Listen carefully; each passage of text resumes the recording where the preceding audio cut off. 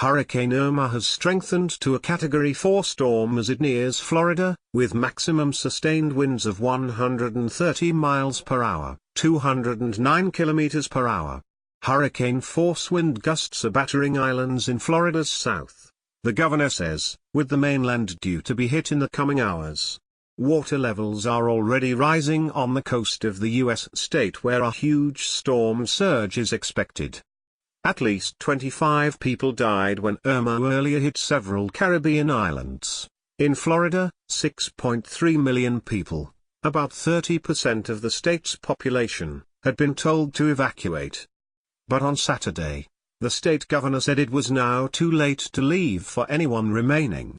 The National Hurricane Center has issued warnings against life-threatening storm surges in the Florida Keys, a chain of small islands in Florida's south, as well as Tampa Bay and other coastal areas. More than 200,000 homes in the state have been affected by power outages, with 164,000 outages in Miami-Dade County alone, according to utilities company Florida Power and Light. Irma is predicted to hit the coast on Sunday morning, but the outer bands are already affecting the south of the state and central Miami is being lashed by heavy rain. The Florida Keys have suffered some minor damage and are expected to bear the brunt of the storm in the coming hours. If you're in an evacuation zone, you've got to get to a shelter. There's not many hours left, Florida Governor Rick Scott warned earlier. He urged residents at home to stay indoors and move to an interior room away from windows. The western Gulf Coast is expected to be worst affected, with cities such as Tampa and St. Petersburg in the path of the storm. The Tampa Bay area, with a population of about 3 million, has not been hit by a major hurricane since 1921.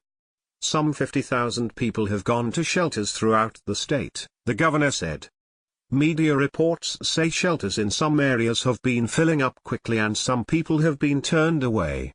Miami City and Broward County have imposed curfews to help clear the roads of traffic. Another storm, Jose, further out in the Atlantic behind Irma, is now a Category 4 hurricane, with winds of up to 145 miles per hour. It is following a similar path to Irma and already hampering relief efforts in some of the worst affected areas. Residents of Barbuda left the island as Jose approached, but it is no longer expected to hit. However, tropical storm warnings are in place for St. Martin and St. Barthélemy, both also hit by Irma. Hurricane Katia, in the Gulf of Mexico, a Category 1 storm with winds of up to 75 miles per hour, made landfall on the Mexican Gulf Coast in the state of Veracruz late on Friday. It has now weakened to a tropical depression. Are you in the region? Are you a holiday maker unable to get a flight home or a resident who has been preparing for Hurricane Irma? If it is safe for you to do so, share your experiences by emailing haveyoursayatt@bbc.co.uk.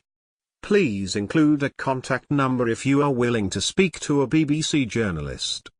You can also contact us in the following ways.